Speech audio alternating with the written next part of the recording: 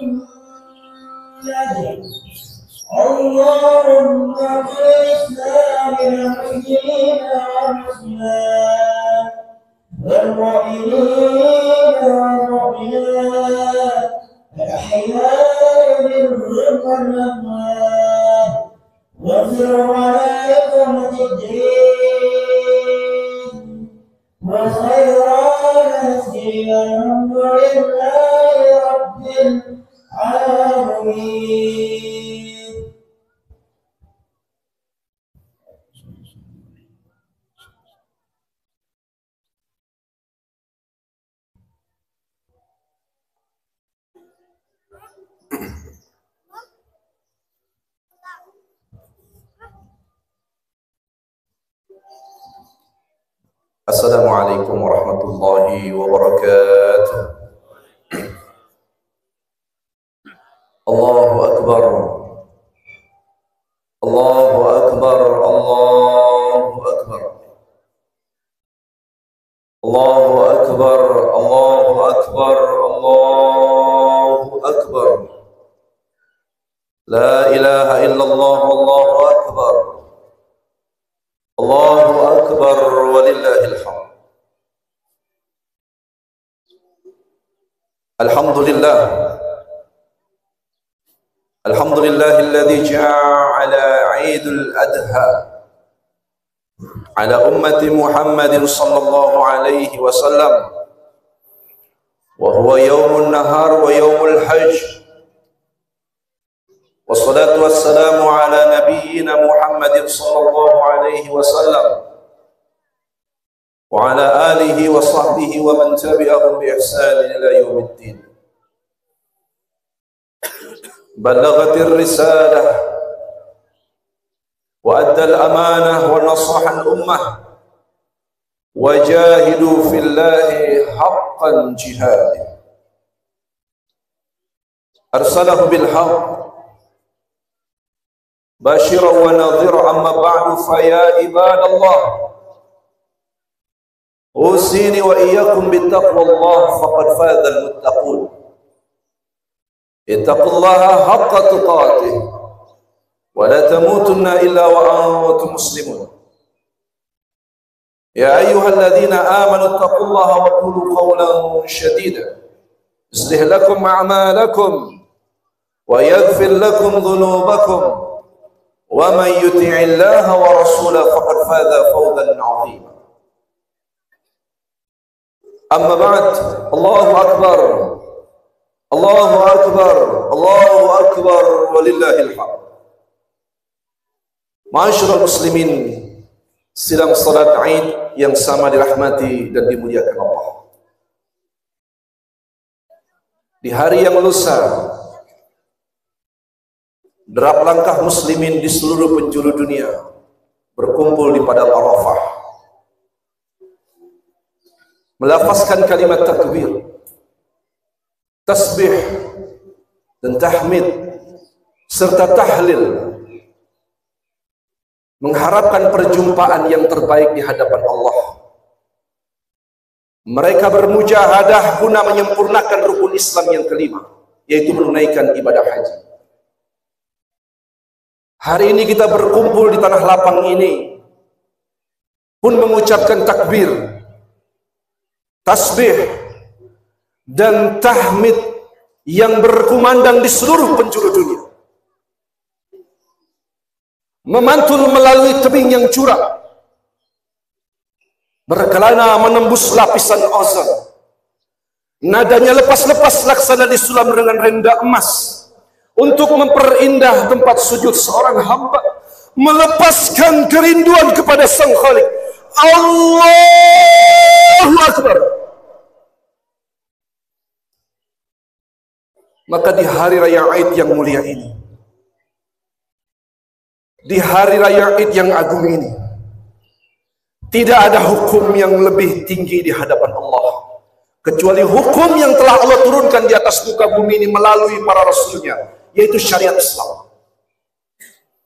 Tidak ada keadilan yang utuh menyempurnakan kehidupan di bumi ini kecuali keadilan yang telah diajarkan para nabi yang diutus oleh Allah Subhanahu wa taala. Maka pada pagi hari yang mulia ini, kita bersihkan niat dan hati kita melaksanakan ibadah kepada Allah di hari Id ini. Mudah-mudahan Allah Subhanahu wa taala menerima seluruh amal ibadah kita di hari raya Id ini. Ma'asyiral muslimin, sidang salat Id yang sama dirahmati dan dimuliakan Allah. Salawat dan salam semoga terlimpah curah kepada Nabi Allah yang mulia, Nabi yang agung, Khatamul Anbiya wal Mursalin, penghulu para nabi, Imamul Anbiya, Nabiuna Muhammad sallallahu alaihi wasallam. Semoga salawat terlimpah curah pula kepada para pengikutnya yang tetap istiqamah hingga yaumil qiyamah. Allahu akbar, Allahu akbar, Allahu akbar, walillahil hamd. Ma'asyiral muslimin, sidang salat Id yang sama dirahmati dan dimuliakan Allah.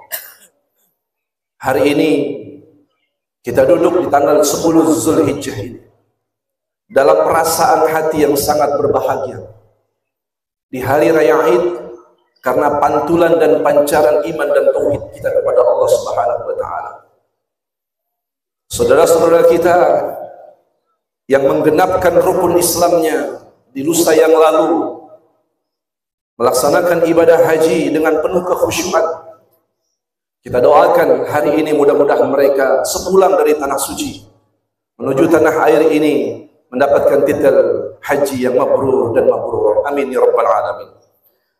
Allahu akbar, Allahu akbar, Allahu akbar, walillahil hamd.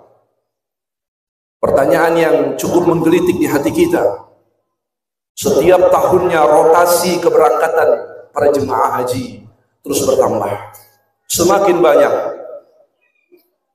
Yang menjadi pertanyaan, apakah semakin bertambahnya jemaah-jemaah haji wabil khusus yang ada di Indonesia ini, bertambah baiknya keadilan sosial dan pemberantasan korupsi di negeri ini? Kenyataan yang kita saksikan justru sebaliknya. Gelar yang bertitel haji mungkin semakin banyak, tapi bahkan suatu departemen yang diberi kepercayaan untuk mengurusi ibadah haji dicap di negeri ini sebagai departemen terkorup di negeri ini. Ini kenyataan yang sangat memilukan hati kita. Sehingga tentu bagi orang-orang yang lemah imannya, orang-orang yang lemah hatinya, lemah agamanya, mereka tidak sedikit yang berpikir bahwa apa gunanya kita memperbanyak ibadah, apa gunanya kita sholat, apa gunanya kita puasa, apa gunanya kita haji kalau sholat, puasa, haji, zakat kita tidak memberikan kontribusi yang terbaik, tidak semakin membaguskan moral dan akhlak kita sebagai muslim. Justru kenyataan jauh dari itu semua. Keadaan moral negeri kita semakin merosot, angka korupsi semakin naik, kemiskinan bertambah di mana-mana. Ini sebuah kenyataan yang memilukan. Oleh karena itulah, seharusnya gelar haji itu menumbuhkan sifat ifah dan rasa malu untuk tidak melakukan maksiat kepada Allah Subhanahu wa taala.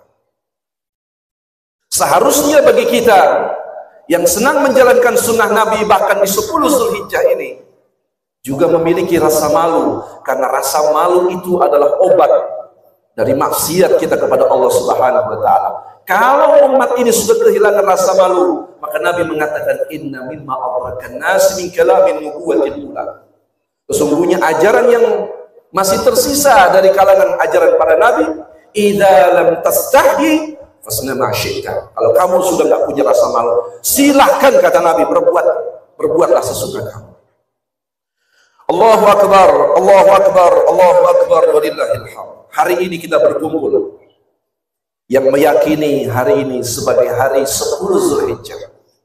Maka hari ini tanggal 10 Zulhijjah, esok 11 Zulhijjah, lusa 12 Zulhijjah. 3 hari berturut-turut ini disebut sebagai Yaumut Tasyrik. Apa itu Yaumut Tasyrik? Apa itu hari tasyrik? Imam Nawawi dalam kitab Sahih Muslim mengatakan, hari tasyrik itu hakikatnya adalah hari di mana kita memanggang-manggang daging, memakan-makan dan meminum-minum.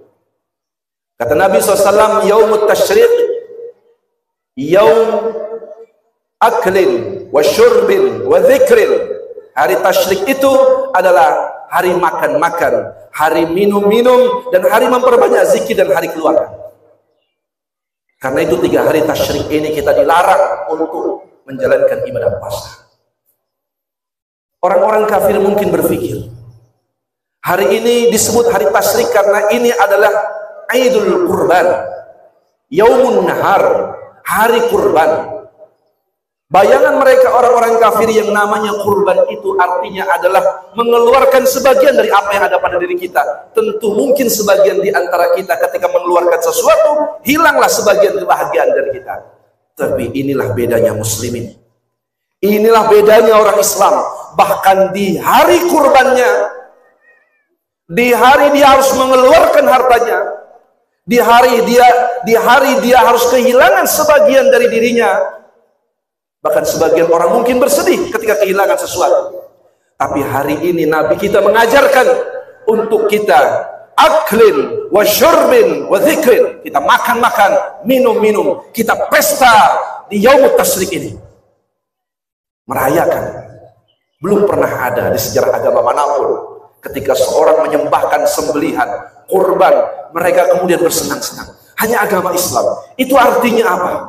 Bahwa muslimin sejak zaman Rasulullah, bahkan sejak zaman Nabi Ibrahim alaihissalam, mereka diajarkan ketika mereka melakukan sesuatu yang berat, sulit, ujian menghantam dari kiri dan kanan sekalipun, mereka diajarkan untuk tetap berbahagia. Ajaban lil amril mu'min.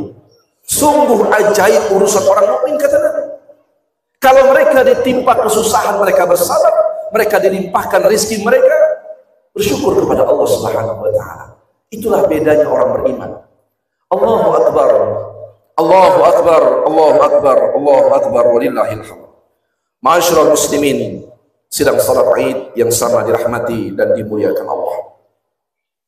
Ketika hari raya Id 10 Zulhijjah ini, di panggung sejarah ini, tentu kita tidak pernah bisa melupakan bagaimana sosok Nabiullah Ibrahim yang disebut dalam Al-Quran sebagai qad kana lakum uswatun hasanatun fi Ibrahim. Telah ada pada diri Nabiullah Ibrahim uswah hasanah. Kita bisa membayangkan kalau kurban hanya dimaknai menyembelih seekor kambing atau binatang ternak, atau menumpahkan darah saja, maka tentu syariat ini tidak akan menjadi sebegini mulia. Tapi hakikat kurban itu maknanya adalah qurba, mendekat kita kepada Allah. Jadi segala amal apapun yang itu mengarahkan kita kepada Allah Subhanahu wa taala, mendekatkan kita kepada Allah, menambah khasyah, rasa takut kita kepada Allah, maka itu kurban. Jadi kurban makna secara umumnya adalah segala sesuatu yang dikerahkan untuk kita mendekat kepada Allah dan beriktibar kepada Nabi Muhammad SAW, maka itu hakikatnya adalah kurban. Apa jadinya? Andaikan Nabiullah Ibrahim beserta keluarganya gagal meninggalkan Hajar di bumi Makkah, apa jadinya sejarah? Apa jadinya kalau Nabiullah Ismail alaihi salatu wassalam memanfaatkan sisi kemanusiaan ayahandanya Nabi Ibrahim alaihissalatu wassalam? Apa jadinya? Syariat kurban itu tidak akan menjadi cemerlang dan indah dalam pentas sejarah emas Nabiullah Ibrahim alaihissalatu wassalam. Karena sungguh millatu Ibrahim, agamanya Nabi Ibrahim adalah tauhidullah, mentauhidkan kepada Allah. Agamanya Nabi Ibrahim adalah agama yang dianut orang-orang yang hanif sampai kepada Nabiullah Muhammad sallallahu alaihi wasallam. Karena itulah ketika kita bicara tentang kurban, tidak hanya bicara meneteskan darah dan menumpahkan darah, tapi kurban adalah maknanya adalah agar takwa itu sampai kepada Allah. La yanalu luhumuha wala dima'uha walakin yanaluhu taqwa minkum.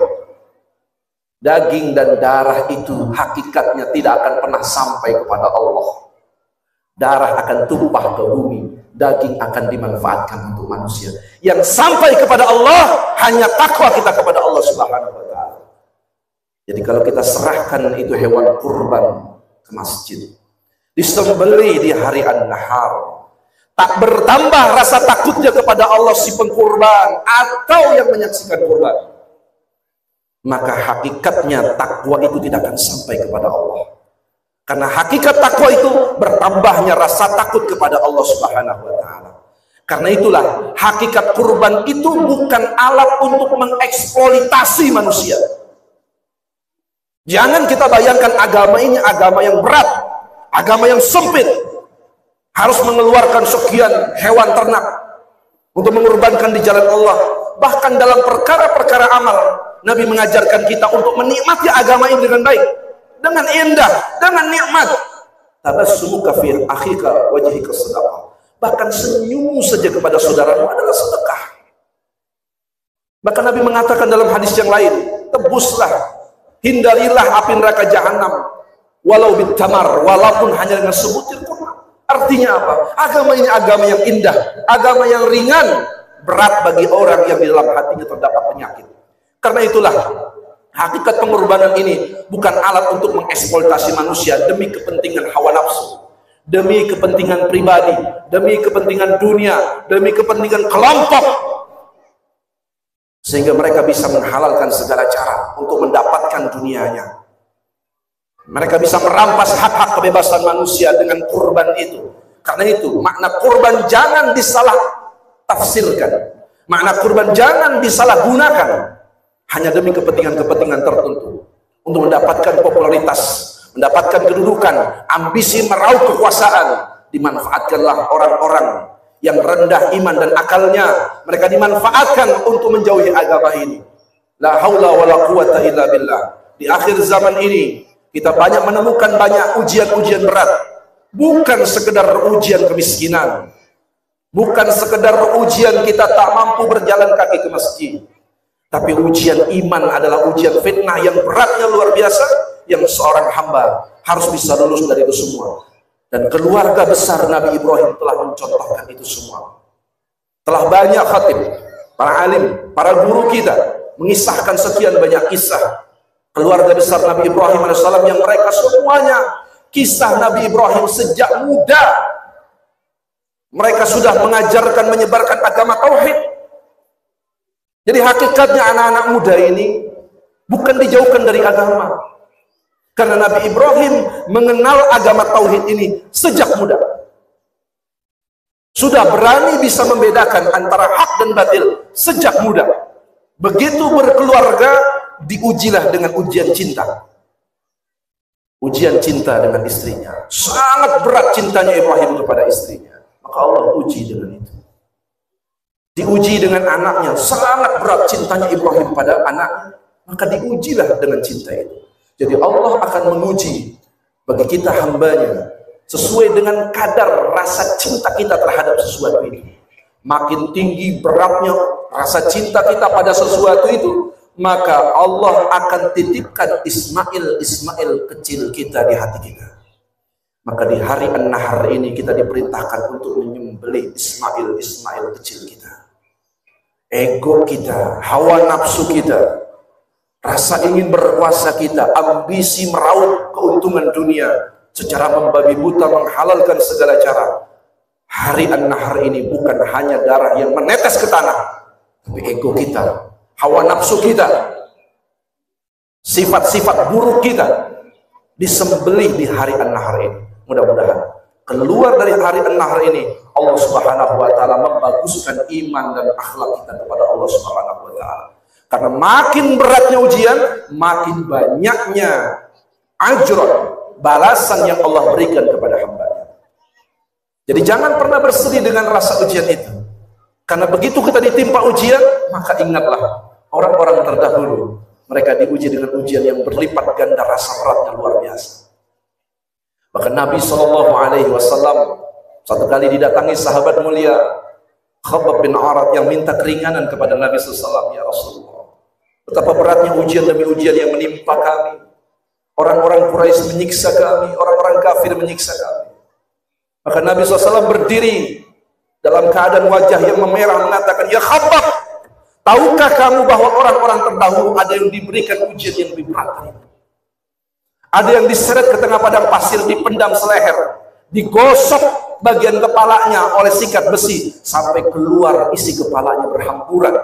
Tapi mereka tetap mengatakan amantu billah, amantu billah, amantu billah. Tidak bergeser imannya kepada Allah Subhanahu wa taala. Allahu akbar, Allahu akbar, Allahu akbar, walillahil hamd. Maka ujian yang menimpa kita tentu ujian yang sangat ringan. Ujian kesulitan mengeluarkan harta di jalan Allah, ini harus kita lawan dengan sifat dermawan. Ujian kemalasan kita untuk melangkahkan kaki kita ke masjid, ini harus kita lawan dengan melangkahkan kaki ke masjid. Karena itulah bentuk hakikat kurban yang sesungguhnya. Bukan sekedar meneteskan darah di hari An-Nahr, tapi keluar dari hari An-Nahr, kembali sifat-sifat lalai kita. Hilanglah sifat semangat berkurban kita, sebagaimana yang dicontohkan oleh Nabi Ibrahim alaihissalam. Mudah-mudahan kita bisa mengambil hikmah besar dari hari raya An-Nahr ini dan bertambah ketakwaan, rasa takut kita kepada Allah, memperbaiki kualitas amal ibadah kita kepada Allah Subhanahu wa taala. Barakallahu li wa lakum fil Qur'anil azim wa nafa'ani wa iyyakum bima fihi minal ayati waz zikril hakim. Wa taqabbalallahu minna wa minkum tilawatahu innahu huwal ghafurur rahim. Allahumma salli ala sayyidina nabiyina Muhammad.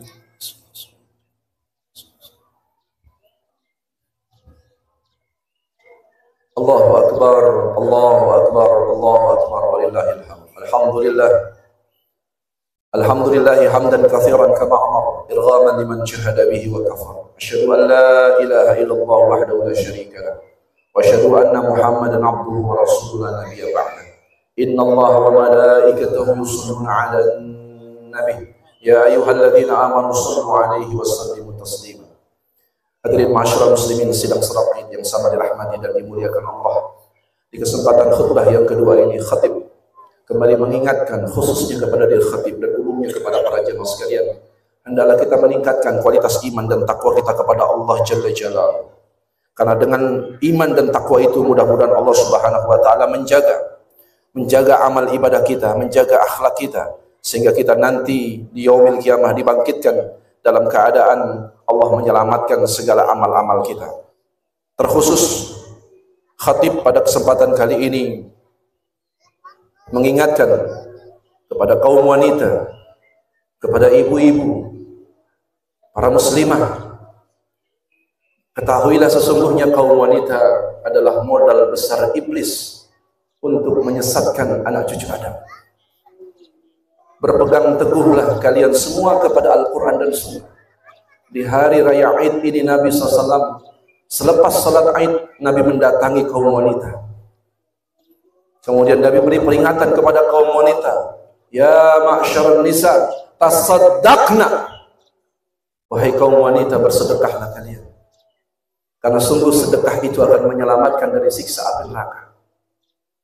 Nabi SAW mengatakan, wa ra'aitu nar falam arakal yum mansuran qattun wa ra'aitu aktsara ahliha nisa.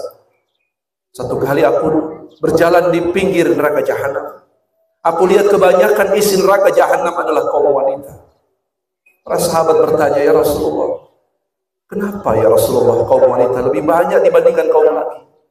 Yakfuruna billah, apa mereka kufur kepada Allah?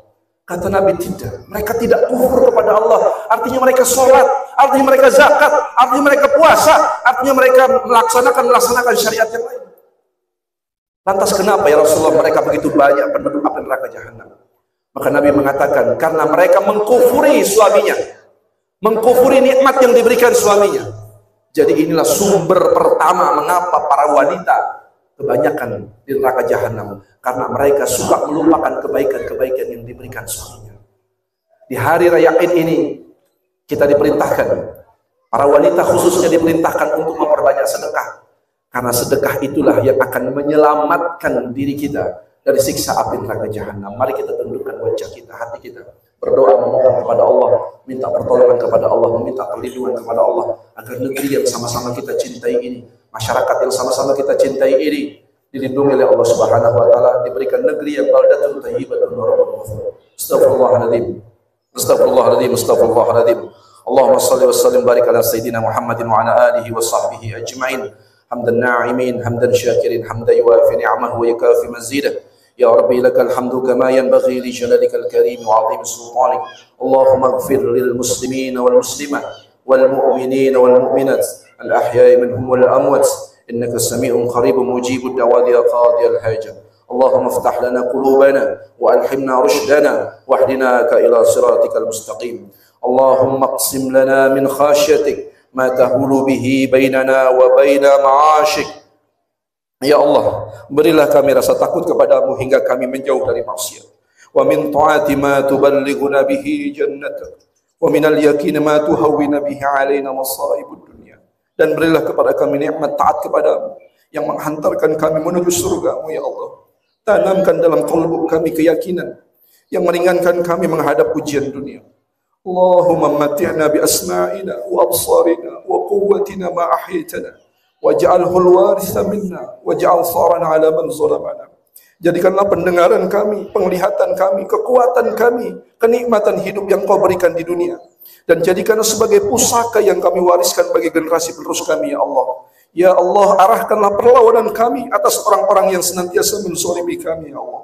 Wansurna 'ala man 'adana wa la taj'al musibatana fi dinina wa la taj'al dunya akbar hammina wa mabligh ilmina wa la tusallit alaina man la yarhamuna. Tolonglah kami dalam menghadapi orang-orang yang memusuhi kami ya Allah. Janganlah Engkau biarkan kami terkena musibah dalam urusan agama kami. Jangan Engkau biarkan kami sibuk dengan urusan dunia kami. Jangan Engkau biarkan kami merasa cukup dengan ilmu yang ada. Dan jangan Engkau berikan kekuasaan kepada orang-orang yang tidak menyayangi kami. Rabbighfir li walidayya warhamhuma kama rabbawna shighara. Rabbana atina fid dunya hasanah وفي الآخرة حسنة وقنا عذاب النار سبحان رب العزة عما يصفون والسلام على المرسلين والحمد لله رب العالمين. عباد الله إن الله يأمر بالعدل والإحسان وإيتاء ذي القربى وينهى عن الفحشاء والمنكر والبغي يعظكم لعلكم تذكرون فاذكروا الله يذكركم ولذكر الله أكبر. السلام عليكم ورحمة الله وبركاته.